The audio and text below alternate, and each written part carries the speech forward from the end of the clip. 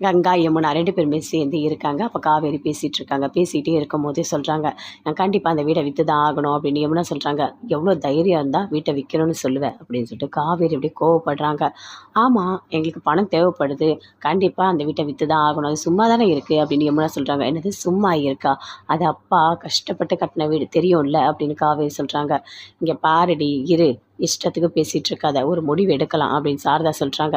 "இங்க பாரும்மா, நீ எந்த முடிவு வேணா எடு. ஆனா கண்டிப்பா வீட வித்து பணத்த குடு. பணம் எனக்கு வேணும். நான் ஏற்கனவே சொன்னேன் நிவீனுக்கு பணம் குடுக்கணும்னு சொல்லிட்டு." அப்படின்னு சொல்லிட்டு யமுனா சொல்றாங்க.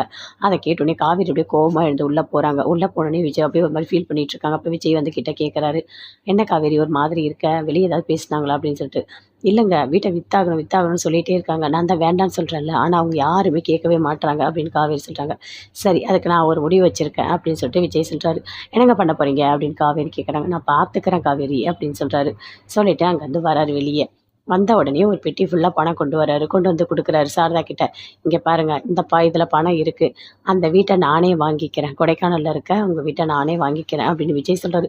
அத கேட்டோனே அப்படியே கங்கா எல்லாருமே அப்படியே ஷாக் ஆகுறாங்க. "என்ன பேசிட்டு இருக்கீங்க?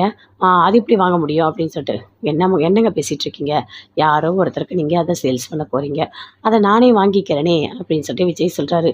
"ஏன்பா நெறைய பணம்ப்பா அது." அப்படின்னு சொல்லிட்டு சாரதா சொல்றாங்க. "அத்தை என்கிட்ட அவ்வளோ பணம் இருக்கு அத்தை. நான் அந்த வீட்ட வாங்கிக்கிறேன். என் பொண்டாட்டியோட சந்தோஷம் தான் எனக்கு முக்கியம். அவ மாசமா இருக்கா. இப்போ வந்து வீட்ட விக்கக்கூடாதுன்னு அவ நெனைக்கிறா. அதனால நான் அந்த வீட்ட வாங்கி நான் காவேரிக்கு குடுக்க போறேன்." அப்படின்னு விஜய் சொல்றாரு. அத கேட்டோனே யமுனா பார்க்குறாங்க அப்படியே. "பரவால்ல, பரவால்ல. எதுவா இருந்தா என்ன? நீங்க வாங்கிக்கங்க. ஒண்ணும் பிரச்சனை இல்ல. எங்களுக்கு பணம் குடுத்தா போதும்." அப்படின்னு சொல்றாங்க. அத கேட்ட உடனே அப்படி சாரதா பார்க்குறாங்க.